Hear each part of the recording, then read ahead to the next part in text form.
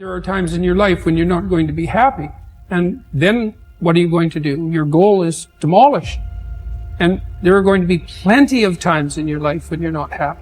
There might be years. And so it's a shallow boat in a very rough ocean. Without a plan, you're going to stay right where you are. It's time for you to make a move. Write the rules. Be your own director. Take the power. So what's your plan? How are you willing to change? What is it that you're going to do to make a difference? Make today different than it was yesterday? What actions are you willing to take? The least we can do is consider what we've done and individually, collectively do the best we can to try and turn this thing around. I blame no one. I look in the mirror. On the other side of it, what an opportunity we have, because tomorrow's the first day of the rest of our lives. So what an opportunity we have. For far too long, you've allowed the volume of your past misfortunes, your past setbacks, and your past failures to play way too loudly in your speaker of life. I need you to turn down your past failures and make room to turn up your future success. You have got to change the way you think. It is the whole determining factor of where you go in life. We are all where we are today because we thought ourselves to this position. If you don't like the position, think yourself out of it. You know what passion is? Passion is an emotion. It's an emotion without an action. Passion will get you nowhere. Inner drive will get you nowhere unless you act on it.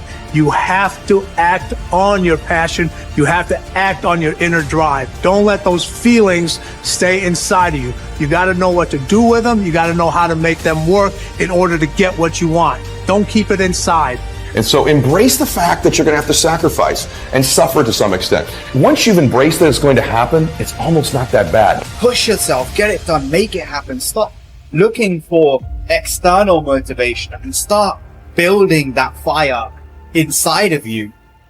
Start adding more logs, more petrol to those flames every single day. And when that thing tells you to quit, you look at it in his eye and say, I ain't going nowhere. I will break you before you break me. You will not defeat me. You will not destroy me. You owe it to yourself to feel the pride of knowing you made your life. You didn't get lucky. You worked for it. You sacrificed. When it was hard, you pushed harder. We're trying so hard in our lives to fit in. We try to fit into certain groups, certain frats, certain sororities, among certain friends. Yet the people we idolize are the ones that stand out. But when you're prepared, there is no fear. There is no fear of failure, okay?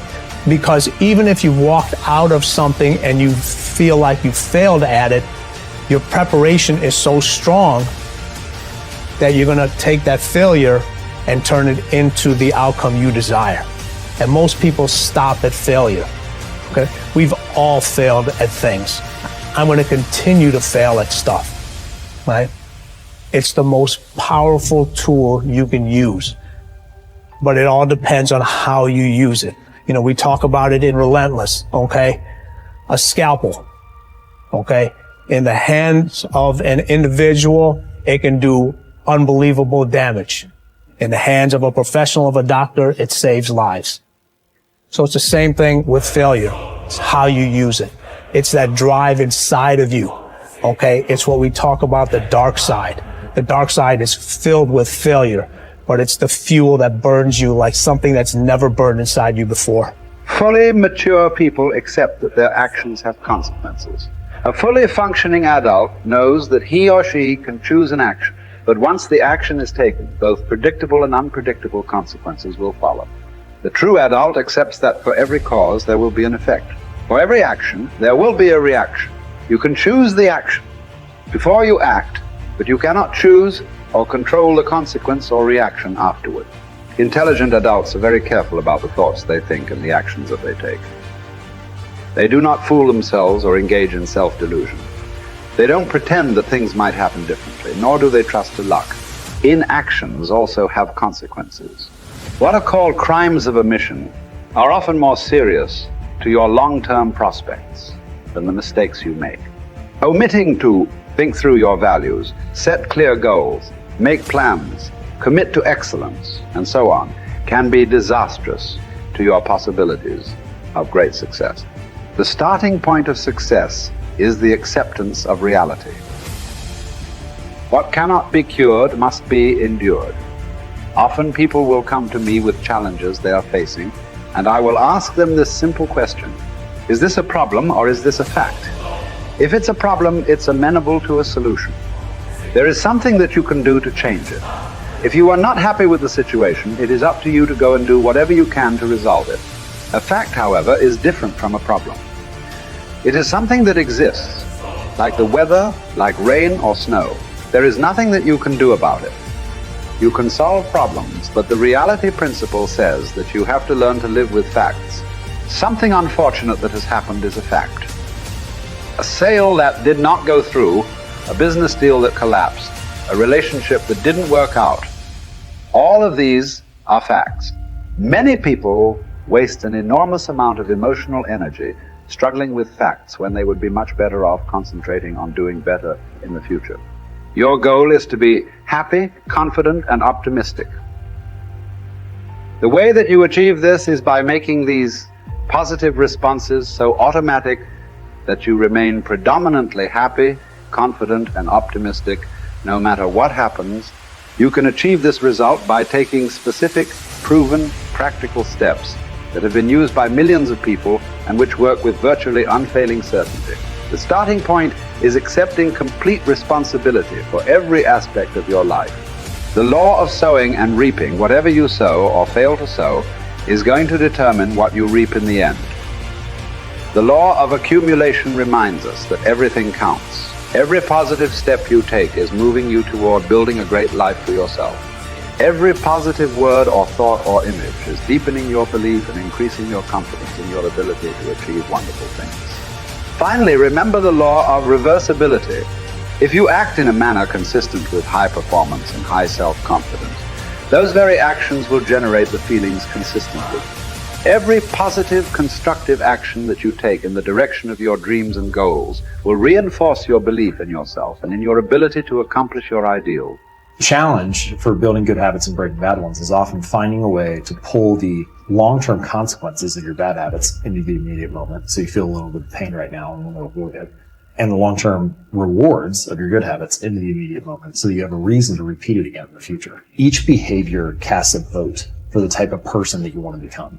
And if you cast enough votes for that type of identity, you start to believe that about yourself, right? Like if you go to church for 20 years, you believe that you're religious. You study Spanish every Tuesday for 30 minutes, you believe that you are studious.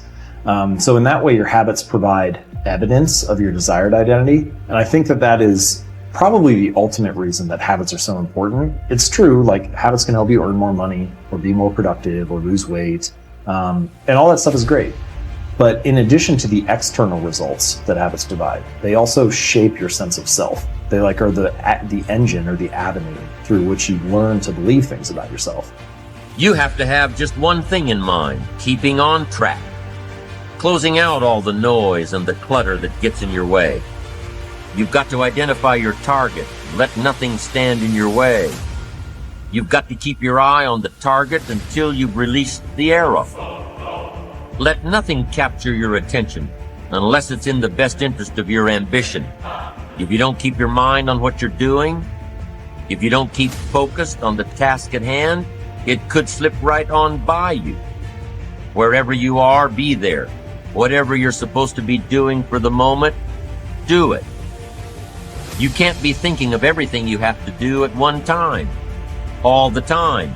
You have to concentrate on just one thing at a time, one project, one job. You have to take it one task at a time and complete it.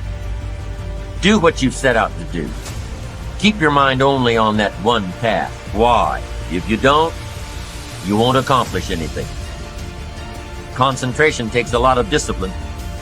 It takes a lot of discipline to demand privacy, to keep the do not disturb sign on your door while you're in the middle of an important job. It takes a lot of discipline not to answer the phone every time it rings at home. That's why they make voicemail and answering machines, so you don't have to answer the phone every time it rings. Your family will appreciate an uninterrupted dinner hour. Your night work will get done a whole lot faster. Concentrate on the work at hand and demand of yourself the discipline to stay focused.